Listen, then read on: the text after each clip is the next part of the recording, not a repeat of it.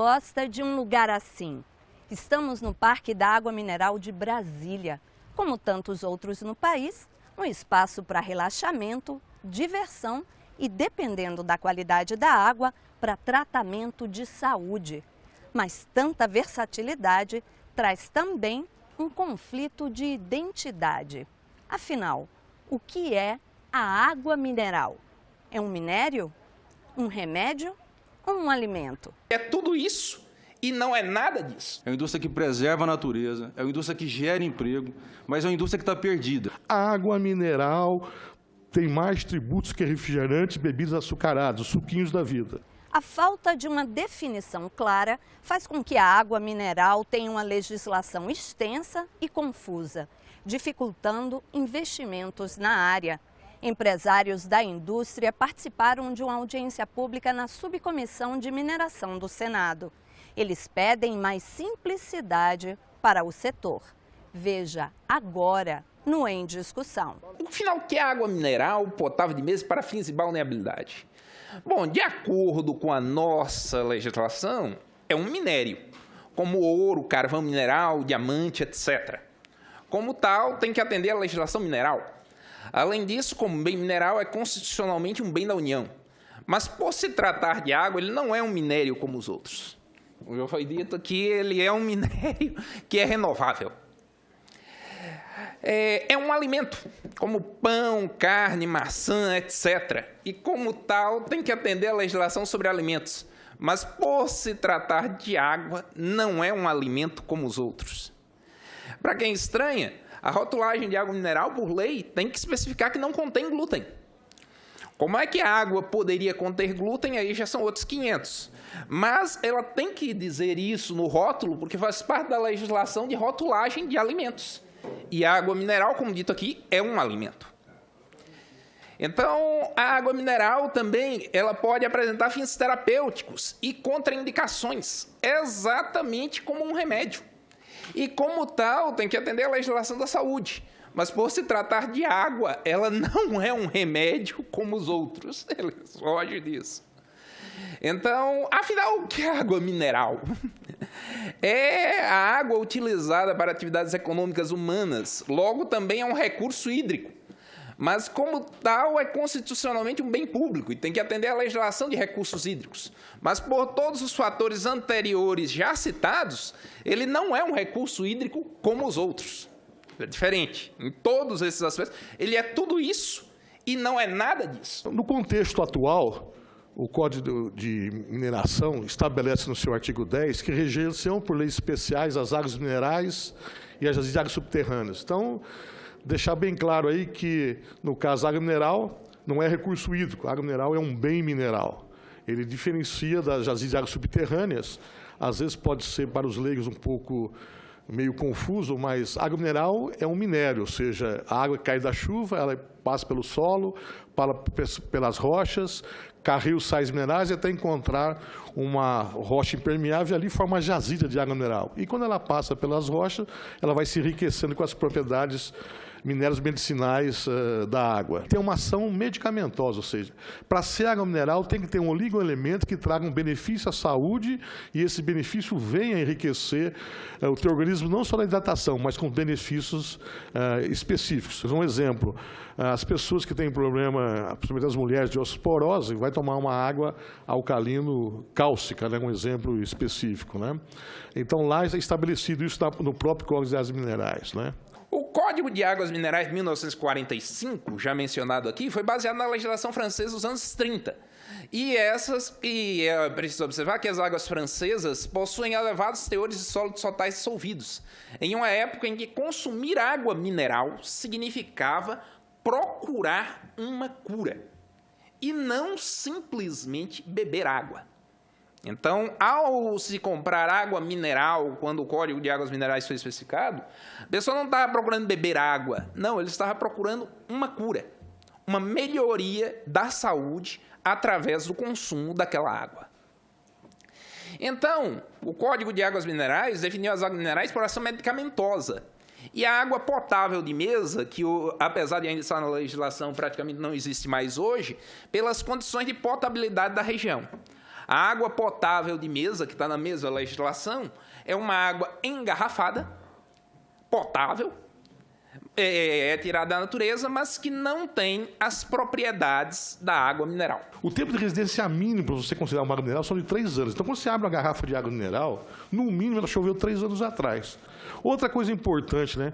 Água mineral não necessariamente é água subterrânea. Todo mundo faz confusão achando que toda água mineral é subterrânea.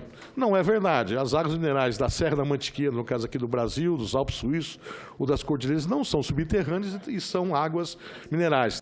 Hoje, a portaria de 2009 do DNPM deixa bem claro que na aplicação das normas de águas minerais é necessário observar, entre outras normas, o Código de Águas Minerais, o Decreto-Lei 7.841, de 1945, ou seja, ela tem uma legislação própria para a água mineral, o Código de Mineração, que é o fruto da discussão aqui, as resoluções da diretoria colegiada, RDC e das portarias da Anvisa e do Ministério da Saúde referentes à água mineral, e resoluções do Conselho Nacional de Recursos Hídricos, CNRH.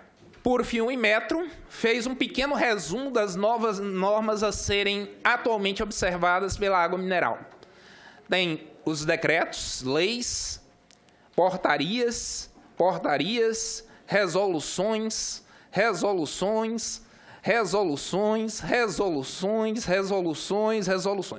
E isso aqui não é toda a legislação que está em cima de água mineral hoje em dia, não. Tem mais, isso é apenas um resumo das principais. Se eu fosse falar sobre toda a legislação que afeta a água mineral, a gente ia levar essa tarde inteira e ainda teríamos coisa para falar. Aqui nós temos um fluxograma que, no caso, compete ao Ministério das Minas e Energia a captação da água, ou seja, até ela passar pela primeira fase, a filtragem, se não é tratamento, é para tirar algumas terrinhas, umas partículas que podem vir com a natureza.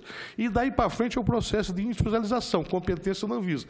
Então, no caso específico, a competência do NPM vai ter, antes de começar, invasar a água. É dali para trás. Daí para frente, quando eu ponho a enchedora, eu ponho a envasadora, eu ponho os controles, eu ponho os POPs, é competência do Ministério da Saúde, né? Atualmente, há algumas coisas que estão acontecendo. Por exemplo, essa é uma água para fins de balneabilidade. Mas, por exemplo, essa foi uma fiscalização do DNPM, porque aí também entram todas as regras como da água mineral.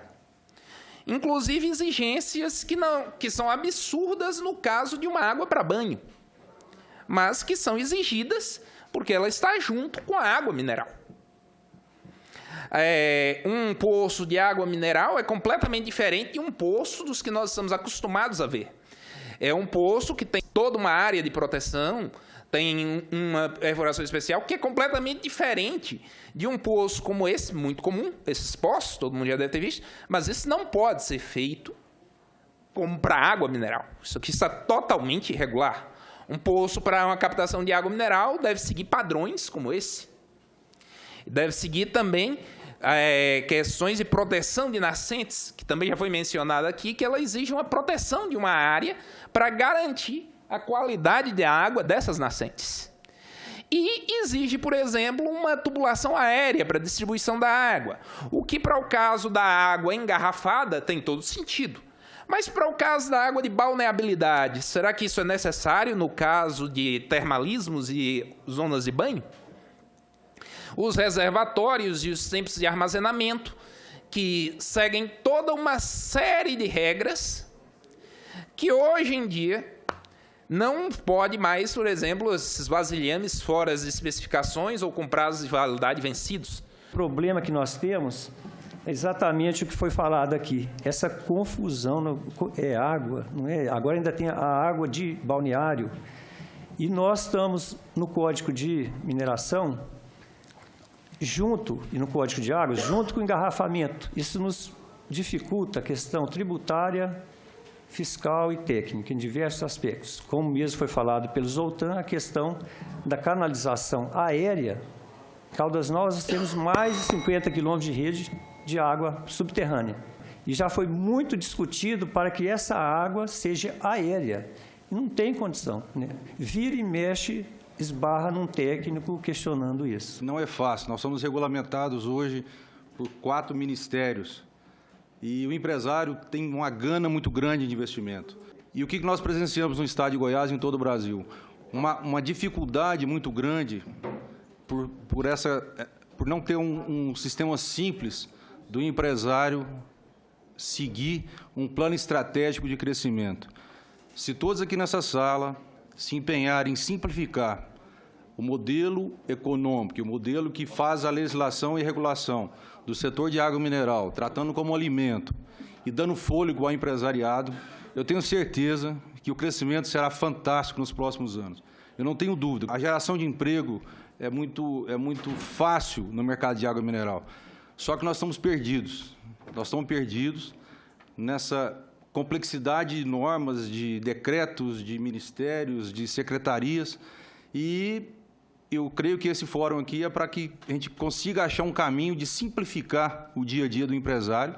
É uma indústria maravilhosa, uma indústria não contaminante, é uma indústria que preserva a natureza, é uma indústria que gera emprego, mas é uma indústria que está perdida entre Ministério da Saúde com a Anvisa, Ministério da Minas e Energia com o DNPM. Veja a seguir. Empresários reclamam de excesso de tributos. O CEFEM da líquida da água mineral é 2%, e a água mineral, por incrível que pareça, é o que mais paga royalty, né? Paga mais que petróleo.